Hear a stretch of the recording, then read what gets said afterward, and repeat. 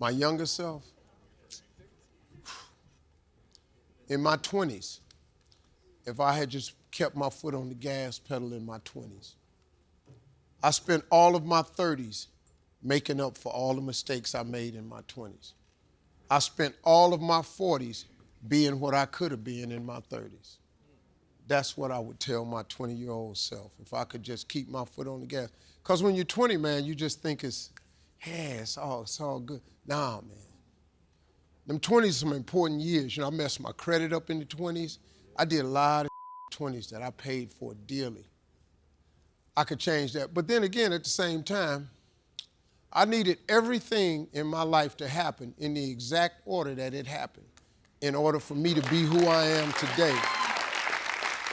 And that's the thing that you have to remember, that God is processing you.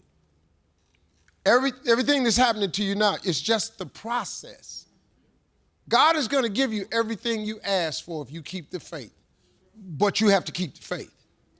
If you keep the faith, you are going to get everything you ask for at an appointed time. But you got to stay faithful so you can get to the appointed time. Most people give up long before the appointed time. You're going to get everything plus some stuff you never even asked for if you keep the faith. That's what you have to do. If you do that, man, I can't even tell you what he'll do for you. Because he took me way past where I thought I wanted to go. I thought when I was Kings of Comedy, I thought that was it. That's all I ever wanted to do, be one of the premier stand-ups in the country. Kings of Comedy hit. We toured for 4 or 5 years, man. Oh, we made money. We were the premier stand-ups on earth. Nobody was bigger than us. I thought that was it. I had no idea what God was going to do for me. No idea, man. Here's the deal. It's hard if you work in a job. It's hard if you own your own business. You have to pick which hard you want. It's hard. If you have any aspirations to be successful, it's hard. But you know what inspired me to become successful? Because when I wasn't successful, I discovered something.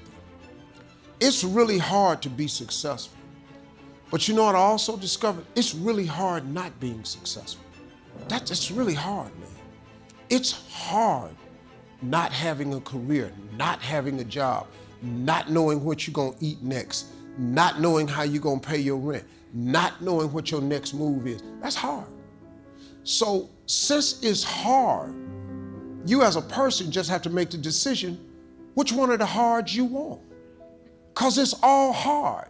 But I would rather have something that's hard that has an upside and a benefit than to settle for a life that's hard and ain't no upside and ain't no benefit. Because it's hard. When I was homeless living in a car, it was hard. There was no upside, no benefit. I just said, hold up, man, whoa. I gotta get it together, man. I gotta get on track so I can make this hard count for something. You know, I know that sounds simple, but you'd be surprised how many people don't look at it that way. Well, I don't wanna do that, that's hard. Okay, but if you don't do it, it's finna be hard. I wanna chase my dream, it's gonna be hard. Okay, don't chase your dream and watch how hard that is to sit in your life and realize that you wanted to do more, but you decided not to. And you got to live with that right there.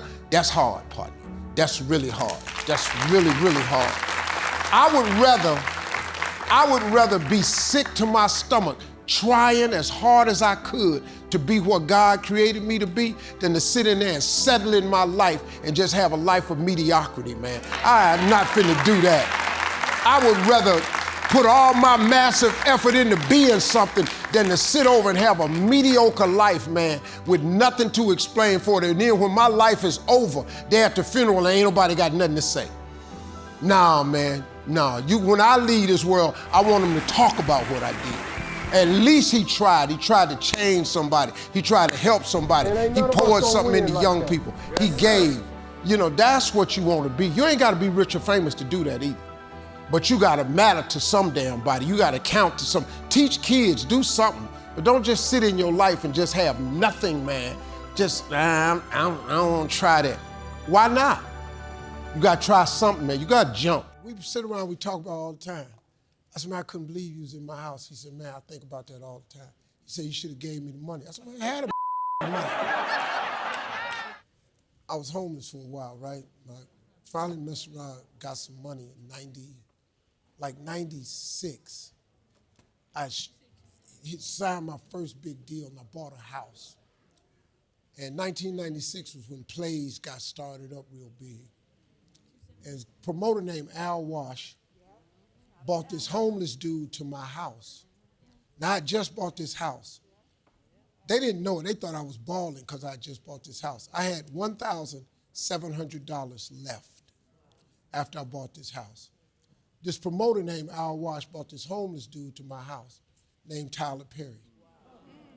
And Tyler sat in my office going, man, you got a nice house. And I was house poor. I didn't have no money, man. I took my $400,000 that I had and I put $350,000 down on the house. Because I said, if Kami don't ever do nothing else for me, I'm going to buy one house. I bought a $1.1 million house. I put $350,000 down on it with the builder, and I had a house note. And I figured through my jokes, I could make the house note. Tyler Perry sat in my office and told me about this church plays he was going to do. And, you know, I couldn't even tell him. He was coming to me to borrow $25,000. I ain't had no $25,000. I got $1,700. But I liked the dude. I said, man, I think you own to something. I said, let me think about it. You know, because I didn't want to say I ain't got the money. You know, I was a young dude back then. If I knew what I knew, I'd have just said, hey, man, I don't have the money, but let me help you and make me a partner or something like that. But I didn't know how to do that. And walked away. You see who Tyler Perry is now? I do shows at Tyler Perry Studios. We sit around, we talk about it all the time. I said, man, I couldn't believe you was in my house. He said, man, I think about that all the time. He said, you should have gave me the money. I said, man, I had the money. Why don't you give me some money? A lot of money, man. It's funny, you know, you see people successful. And see, what you see is you see this snapshot of who they are. What you have to focus on is to how they got there. Because that's the story that you can relate to. You can't relate to Tyler Perry as he is today. But if you knew he was sitting in my house when he was homeless, needing $25,000, that sounded a lot more like you than owning Tyler Perry Studios. That's why it's important, man, I feel when people become successful, that they become transparent and open up the real truth to themselves. I can't stand it when rich people stand in front of people talking about, you know, you can buy a house with no money down and follow me and I can show you how to get rich. No, you can't. And you can't buy no house with no money down. You might be able to buy a house with no money down, but when you get the closing, you're gonna need some money, man. They don't tell you that. But you know, they sit up there and they don't tell people the truth. I came up with a slogan the other day on the radio. You need God to get there, but you need more God to stay there. If you have any aspiration for success, you got to get some God. Now, let me tell you something. You can try it without him because I did that. You can try to make it without God. You might even get some measures of success, but you ain't going to be able to stay there, man. You've seen it many times. A lot of people hit it. You know, I did this on my own. Illuminati, that you can't hold, man. You need God. I'm just telling you real.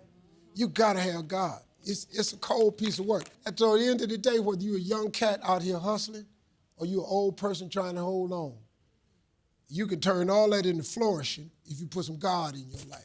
That's all to it. And I'm just an old street cat telling you this here. And I don't even know nothing about 5 scriptures. Ta-da!